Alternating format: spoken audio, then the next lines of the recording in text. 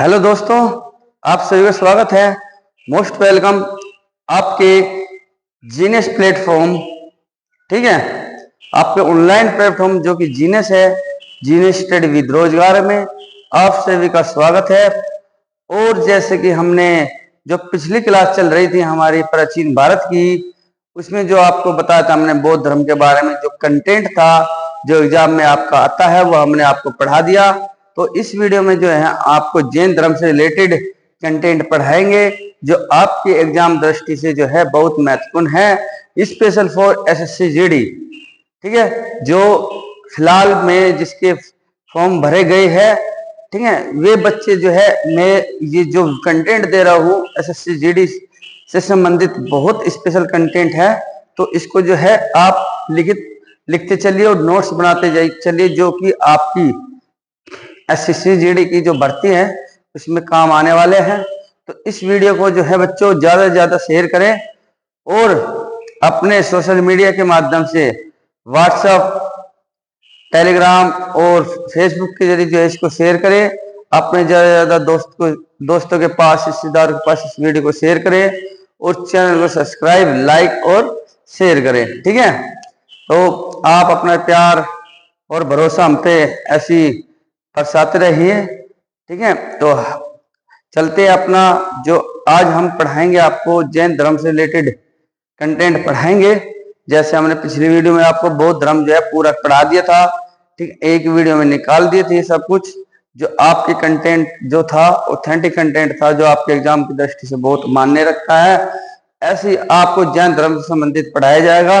तो अपनी क्लास को कंटिन्यू करते हैं, चलते हैं अपने क्लास की तरफ जो आज हम आपको पढ़ाएंगे। ठीक है बेटा, तो ठीक है, इसी के साथ साथ आपको बेटे पेशेंस रखने की आवश्यकता है।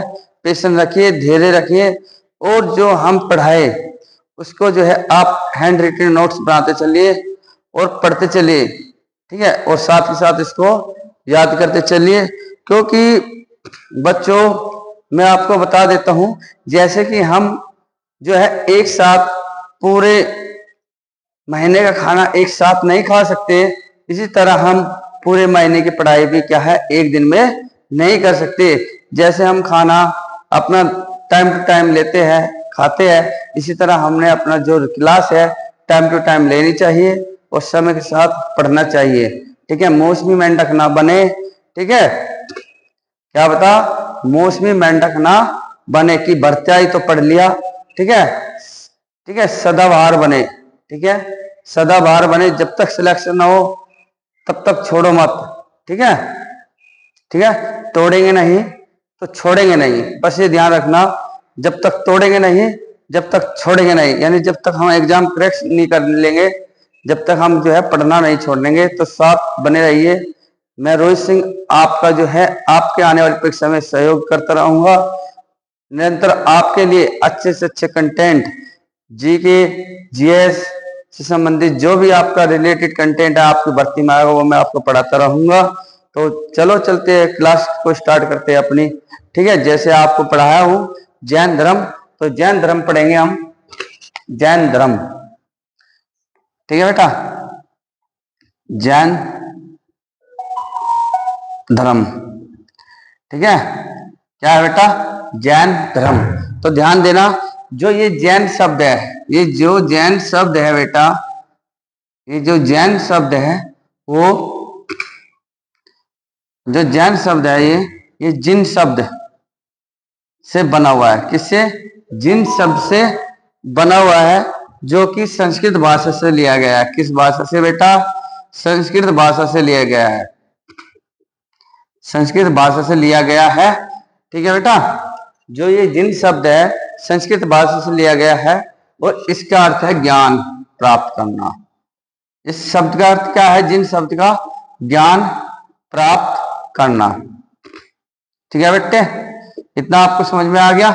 जिस तरह बौद्ध धर्म में, ठीक है, महात्मा गौतम बुद्ध ने ज्ञान प्राप्त कर, ठीक है, मोक्ष की प्राप्ति के लिए जगह जगह स्थान स्थान पर जाकर ज्ञान की ज्वाला जलाई, ठीक है, अपने धर्म का प्रचार करा, उसी तरह इस धर्म के ठीक तीर्थंकर ठीक है, मुनियों, ठीक है, उन सभी ने क्या करा, यहाँ पे भी ज्ञान का प्रकाश फैलाया और इंसान पर जाकर उपदेश दिए। ठीक है, व्यक्तियों को जो है जीवन के बारे में बताया कि कैसे उन्हें जीवन निर्वाह करना चाहिए। ठीक है, परोपकार बनाया। ठीक है, तो इस तरह से इन्होंने क्या करा, ज्ञान का प्रकाश फैलाया। और जैन धर्म साहित्य यानी जैन साहित्य के यानी जैन साहित्य को बेटा, ठीक है, क्या कहा जाता है, आगम कहा जाता है। क्या कहा जाता है, आगम। जो इसमें साहित्य होते हैं उसको क्या कहते हैं, आगम कहा जाता है। ठीक है बेटा, क्या कहा जाता है, आगम। ठीक है, इतना आपको समझ में आया, बताओ। और देखो इसमें जो है तीर्थंकर थे, क्या थे, तीर्थंकर। ठीक है, तीर्थंकर क्या होते हैं बेटा, बताओ। ज्ञान यानी मोक्ष को प्राप्त कराने वाले। ठीक है, तीर्थंकर क्या है, ठीक है, जैन धर्म के संस्थापकों को, जैन धर्म के संस्थापकों, ठीक है, जैन धर्म के संस्थापकों को क्या कहा जाता है, तीर्थंकर कहा जाता है। क्या कहा जाता है बेटा, तीर्थंकर कहा जाता है। और इस शब्द का मतलब है मोक्ष प्राप्त करना। क्या है, मोक्ष प्राप्त करना।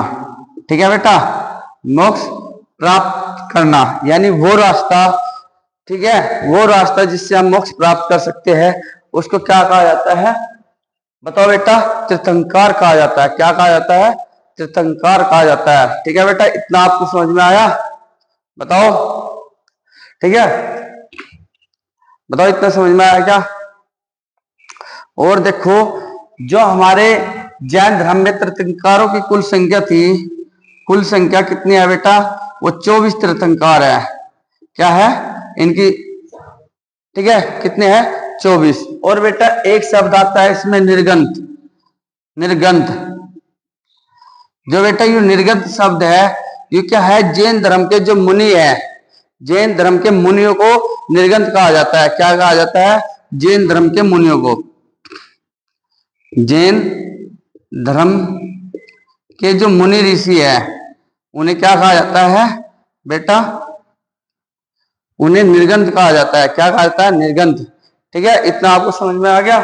तो इसमें कुल कितने थे, 24 तीर्थंकर थे। ठीक है, और यहीं से आपकी जो है क्लास शुरू होती है मैन। ठीक है, यहां से ध्यान देना, जो मैंने बताया आपको समझ में आ चुका है। तो कुल तीर्थंकरों की संख्या कितनी थी, 24। ठीक है, तो प्रथम तीर्थंकर यानी प्रथम तीर्थंकर कौन थे, वो बताना बेटा। प्रथम तीर्थंकर यानी पहले नंबर के संस्थापक। ठीक है, जिसको क्या कहा जाता है, जैन धर्म का संस्थापक भी कहा जाता है। ठीक है, कौन थे, ऋषभ देव। कौन थे बेटा, ऋषभ देव। क्या थे बेटे, ऋषभ देव, जिनको आदिनाथ, आदिनाथ, ठीक है, ऋषभनाथ और वृषभनाथ भी कहा जाता है। ठीक है, ये इसके अन्य नाम हैं। ठीक है, और ये क्या थे, प्रथम तीर्थंकर थे और जैन धर्म के संस्थापक थे। तो कौन थे, जैन धर्म के संस्थापक। ठीक है, कौन थे ये, जैन धर्म के संस्थापक थे ये ऋषभदेव। ठीक है बेटा, और इनका जो जन्म हुआ था, किनका, ऋषभदेव का जो जन्म हुआ था वो कहां पे हुआ था, वाराणसी में हुआ था। कहां पे बेटा, वाराणसी। वाराणसी में इनका जन्म हुआ था। ठीक है बेटा, और जो इनके पिता थे, ठीक है, अश्वसेन, इनके पिता अश्वसेन काशी के राजा थे। क्या थे ये, काशी के राजा। आया बेटा समझ में। और इन्होंने, ठीक है, 5 मंत्र, ठीक है, क्या दिए इन्होंने, बताओ, 5, ठीक है, 5 महावर्त है जैन धर्म के। तो इन्हें 2 वर्त दिए थे। ठीक है, क्या है, 2 वर्तों पर इन, ठीक है, 2 ठीक है, जो व्रत थे, 2 व्रत थे जिनके, उन पर प्रकाश डाला। कौन कौन से? एक तो आपका था अहिंसा, अहिंसा, हिंसा, और एक था अपरिग्रह, अपरिग्रह। ये 2 शब्द थे, इन पर जो है इन्होंने क्या करा, बहुत अधिक प्रकाश डाला और इनके बारे में बताया। अहिंसा शब्द का मतलब होता है किसी भी से लड़ाई झगड़ा ना करना, ठीक है। और अपरिग्रह का मतलब है अपने जो दिनचर्या है, ठीक है, जो भविष्य है, उसके लिए धन संचय ना करना। आया बात समझ में बेटा? इतना समझ में आ गया ना आपके? ठीक है, तो आप इसका स्क्रीनशॉट ले लीजिए। ठीक है, तो अगली स्लाइड में जो है मैं आपको इसके बारे में और बताऊंगा। ठीक है बेटा, तो जैन धर्म के बात आती है वास्तविक संस्थापक। जैन धर्म के वास्तविक संस्थापक कौन है भाई, बताओ? तो उनका नाम है महावीर स्वामी। क्या नाम है इनका? महावीर स्वामी। और यहीं से ज्यादातर इनसे रिलेटेड जो प्रश्न आते हैं आपके एग्जाम में आते हैं, ठीक है, आते तो वहां से भी है, लेकिन ज्यादा आने की आशंका इनसे रिलेटेड जो प्रश्न है वहां से आने की है। ठीक है, तो इसको ध्यान से पढ़िए। ये एक बताओ सर, अभी तो आपने बताया संस्थापक है और ये वास्तविक संस्थापक, उनमें डिफरेंस क्या है? तो मैं आपको बता दे रहा हूँ। संस्थापक वे थे प्रथम ऋषभदेव जी, उन्होंने जो उस धर्म की नींव रखी थी। क्या करी थी? नींव रखी थी। ठीक है, उनको जन्म दे दिया था, उस जैन धर्म को क्या दिया? नींव रख दी।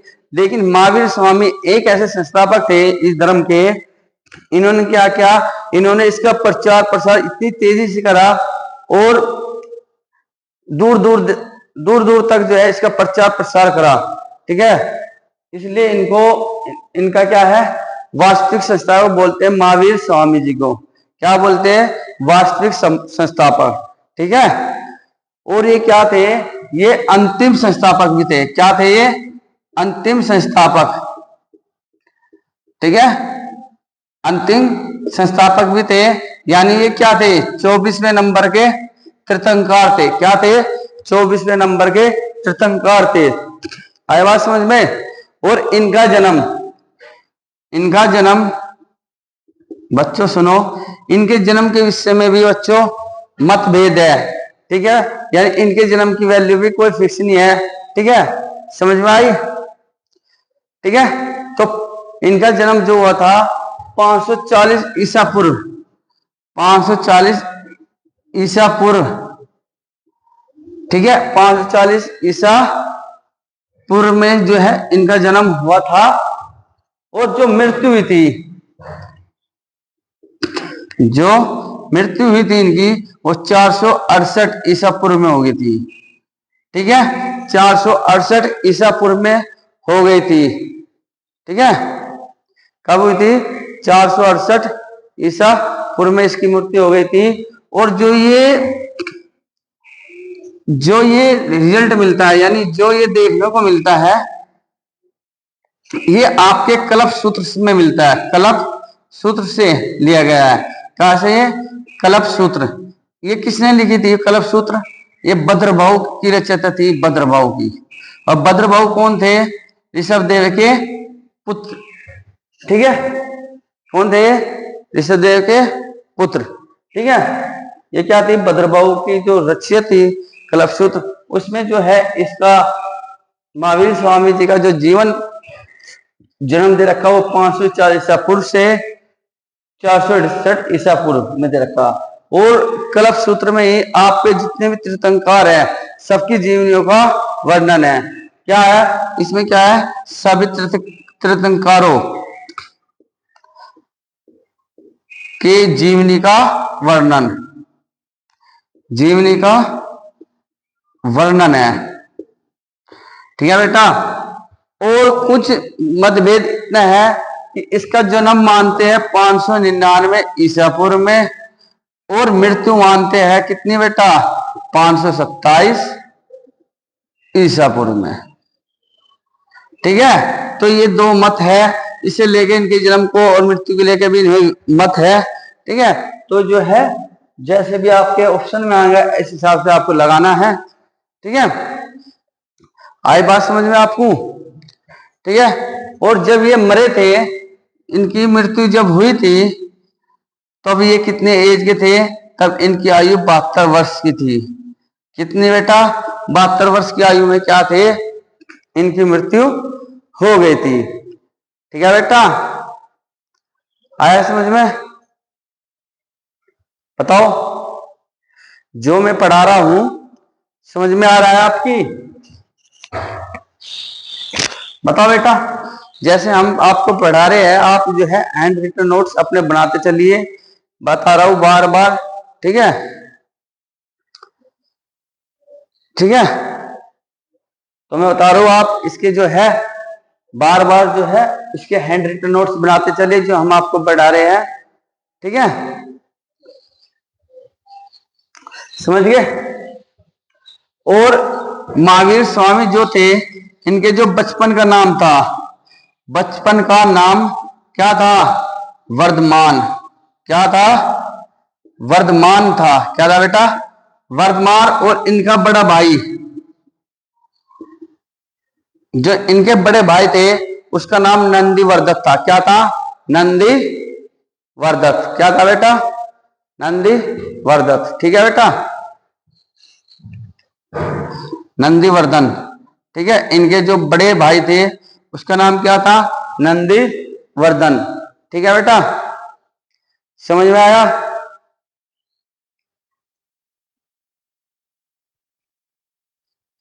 सॉरी, ध्यान रहे, वर्धमान नहीं था, क्या था?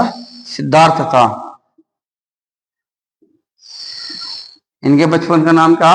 सिद्धार्थ। ठीक है,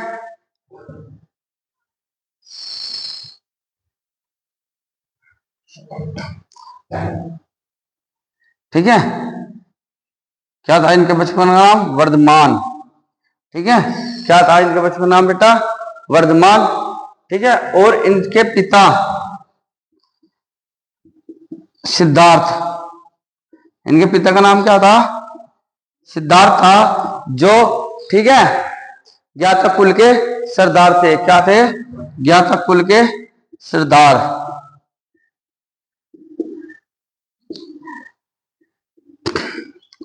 कुल के सरदार थे। ठीक है बेटा, ठीक है, क्या थे? और जो इनकी पत्नी थी यशोदा, इनकी पत्नी का क्या नाम था? यशोदा। और इनसे क्या हुआ? पुत्री उत्पन्न हुई, और पुत्री का नाम क्या था? प्रियदर्शनी। क्या था? प्रियदर्शनी। ठीक है, क्या है? प्रियदर्शनी। और दूसरा नाम क्या है इसका? अनुजा। ठीक है, अन्य नाम क्या है इसका? अनुजा। ठीक है, और इस प्रियदर्शनी का ब्याह जामिल से कर दिया गया था। जामिल क्या थे? इनके दामाद। दामाद। और क्या थे? दामाद होने के साथ साथ इनके क्या थे? प्रथम अनुयायी। ठीक है, प्रथम अनुयायी, यानी इनके प्रथम शिष्य मान के चलो थे। क्या थे? शिष्य। ठीक है बेटा, समझ में आया इतना? ठीक है, समझ में आया? ठीक है, और जिस स्थान पर देखो, इधर देखो, इनका जो स्थान था जन्म लेने का, किस स्थान पर इनका जन्म हुआ था? वो होता आपके कुंडलवन में। कहां पे?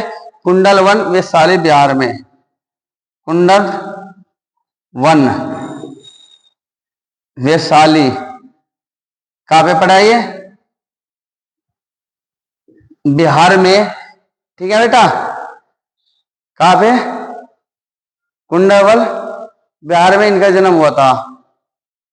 ठीक है बेटा, कहां पे? कुंडलवन, बिहार में इनका जन्म हुआ था। इतना आपको समझ में आएगा तो इसका स्क्रीनशॉट ले लीजिए।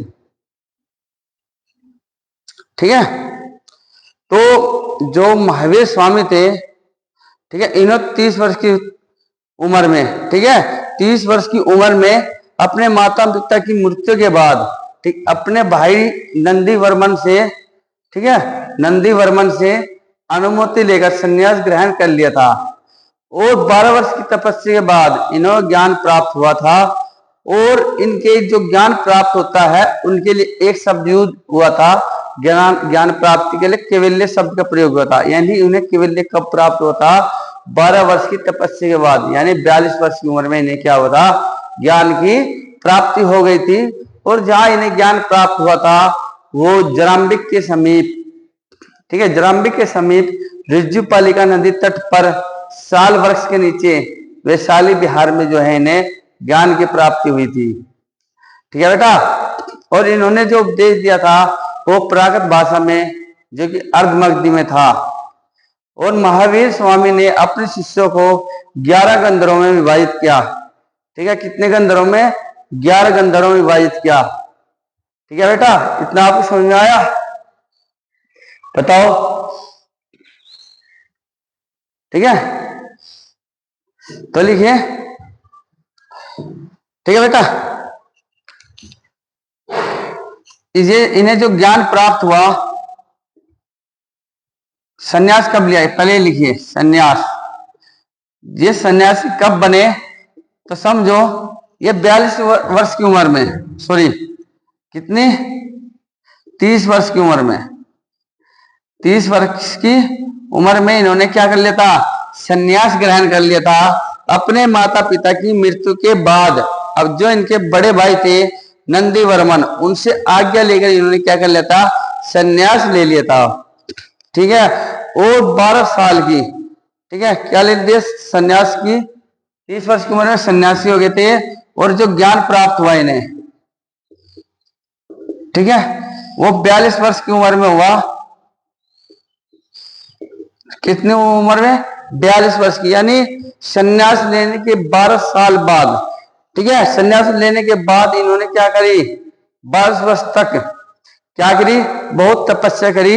ठीक है, 12 वर्ष तक तपस्या करी। कितने वर्ष तक? 12 वर्ष तपस्या करने के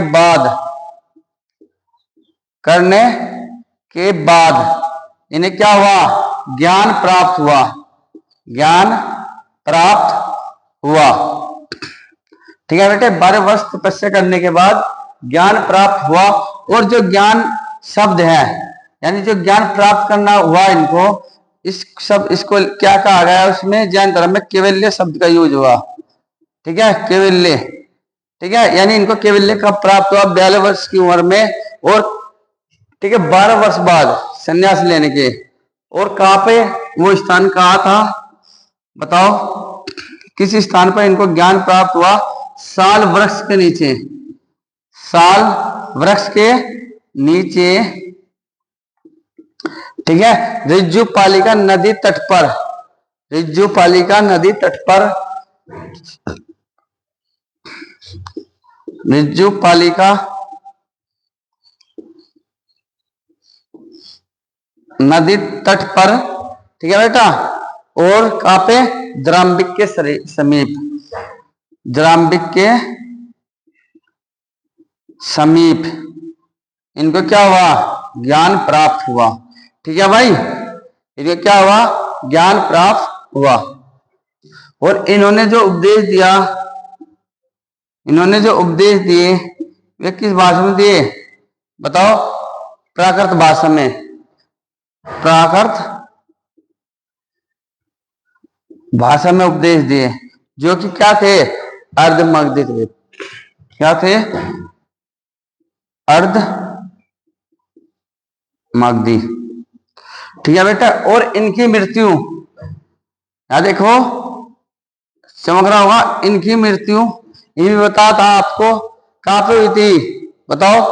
468 ईसा पूर्व में, 468 या 527 ईसा पूर्व में, ठीक है, पावापुरी राजगीर में हुई।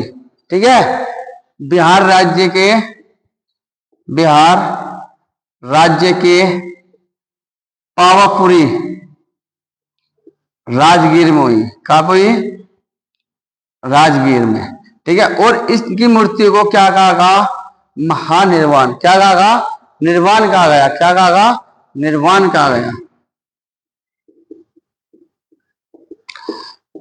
ठीक है बेटा, इनकी मृत्यु क्या आएगा, निर्वाण क्या आ गया। ठीक है, इतना समझ आएगा तो आप इसका स्क्रीनशॉट ले लीजिए। और हाँ, ध्यान रहे, इन्होंने महावीर स्वामी ने जो थे, इन्होंने 5 महावर्त बताए, ये हो लिख लीजिए इनके। इन्होंने क्या बताए, 5 महावर्त,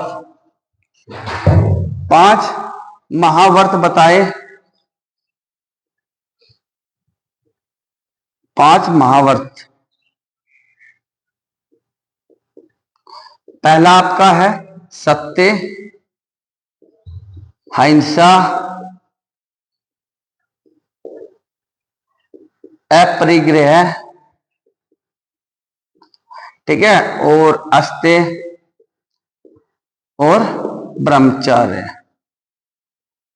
ठीक है, देखो बेटा, ये 2 आपके बताए थे किसने, बताओ किसने बताए थे, अभी बताता ऋषभ देव ने। और ये 2 आपके किसने बताए थे, पार्श्वनाथ ने। ये 23वें तीर्थंकर थे, कौन से, 23वें नंबर के। और इन्होंने क्या करा, 5वां महावर्त जोड़ दिया, जिसको ब्रह्मचर्य महावर्त के नाम से जाना जाता है। इसलिए जैन धर्म के कितने महावर्त है, 5। कितने बेटा, 5। ठीक है, और जैन धर्म के त्रिरत्न के बारे में बात करें, जैन धर्म के जो रत्न है वे भी कितने हैं, 3, यानी 3 रत्न है। कितने, 3 रत्न है जैन धर्म के। पहला सम्यक दर्शन, पहला क्या है, सम्यक दर्शन, सम्यक ज्ञान,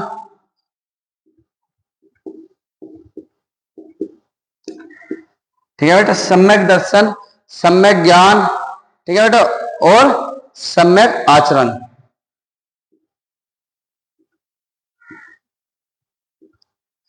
ये आपके क्या है, 3 रत्न है जैन धर्म से रिलेटेड। ठीक है, तो आप जो है इसको जो है नोट डाउन कर लिए। और हाँ बच्चों, इसमें आत्मा की मान्यता थी, ईश्वर की नहीं, यानी ये आत्मा को मानते थे, ईश्वर को नहीं। ठीक है, तो आप इसका स्क्रीनशॉट ले लीजिए, समझ गए।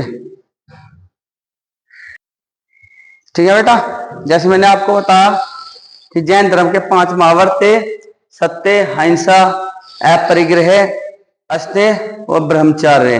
ठीक है, इसी तरह इनके 3 रत्न थे, सम्यक दर्शन, सम्यक ज्ञान और सम्यक आचरण। ठीक है, तो देखो बेटा, इसमें दूसरे नंबर के जो तीर्थंकर थे, दूसरे नंबर के जो तीर्थंकर थे, ठीक है, कौन थे, अजीतनाथ। कौन थे, अजीत नाथ। ठीक है बेटा, जो इंपोर्टेंट हम वही पढ़ेंगे। ठीक है बेटा, अजीत नाथ थे। ठीक है बेटा, और जो मल्लीनाथ थे आपके, मल्लीनाथ, मल्लीनाथ तीर्थंकर थे, ये आपके 19वें नंबर के थे। ठीक है, जिनको स्त्री संस्थापक के नाम से या स्त्री बताते हैं, ये स्त्री तीर्थंकर थे। कौन से, स्त्री थे। ठीक है भाई, और 23वें तीर्थंकर आपके कौन थे, वे थे आपके पार्श्वनाथ। कौन थे, पार्श्वनाथ जो थे आपके क्या थे, 23वें नंबर के तीर्थंकर थे।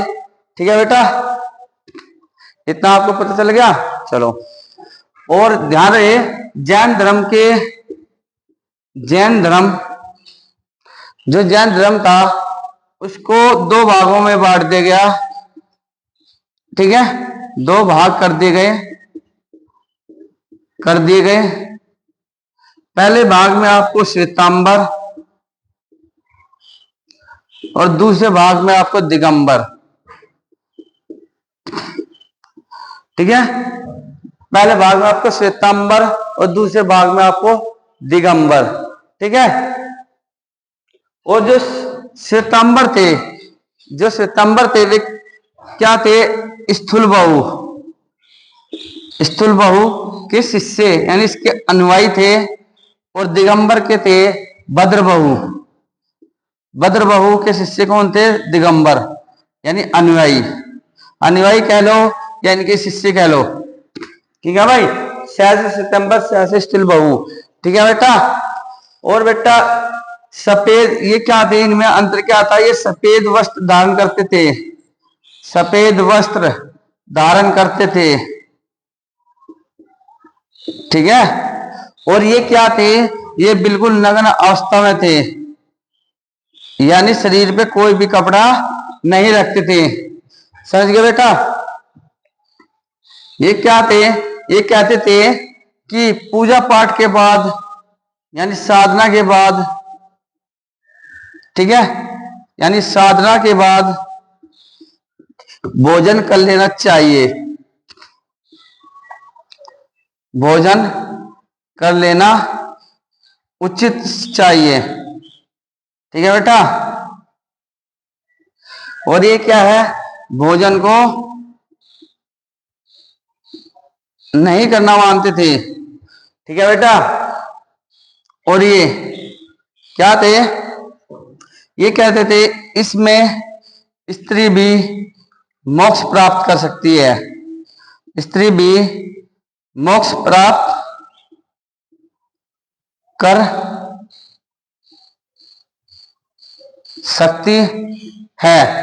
लेकिन ये कहते थे भद्रभाव या दिगंबर वाले स्त्री मौत प्राप्त नहीं कर सकती, स्त्री मोक्ष प्राप्त नहीं कर सकती, नहीं कर सकती। ठीक है बेटे? आया समझ में? और जो महावीर स्वामी थे, महावीर स्वामी को ये विवाहित मानते थे। क्या मानते थे? कि इनका शादी हुई है। लेकिन ये क्या मानते थे? महावीर स्वामी जी को अविवाहित मानते थे। कि महावीर स्वामी क्या मानते थे? अविवाहित मानते थे। ठीक है बेटा? इतना आपको समझ में आया? बताओ जो मैंने बताया। तो इसमें ठीक है, तो कुछ जब ये जैन धर्म हुआ तो इनके लिए कुछ क्या हुई थी, जैन सभा हुई, यानी जैन सभा हुई। तो लिख लीजिए कहा कैसे हुई। ठीक है?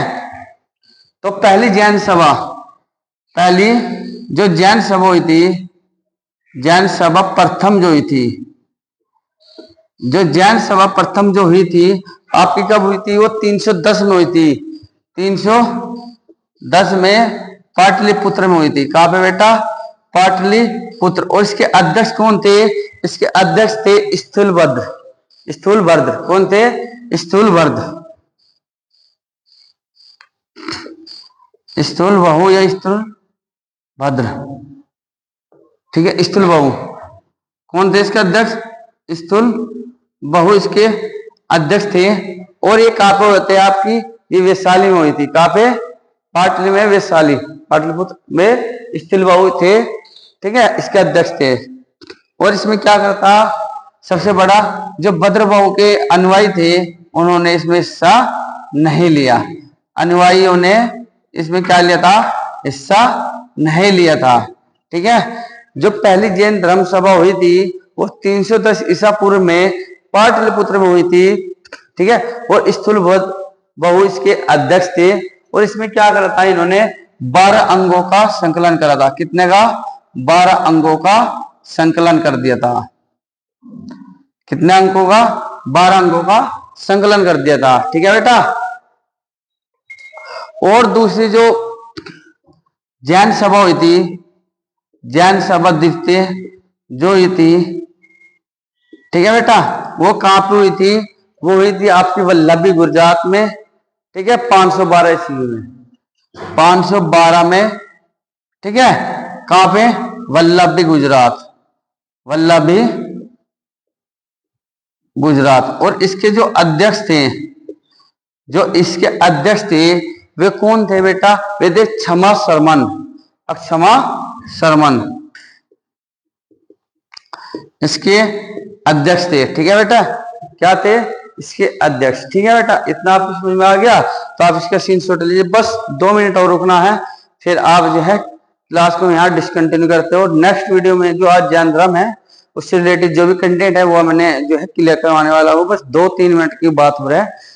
ठीक है? बने रहिए, क्लास को देखते रहिए और चैनल को सब्सक्राइब करें, लाइक करें, कमेंट करें। ठीक है?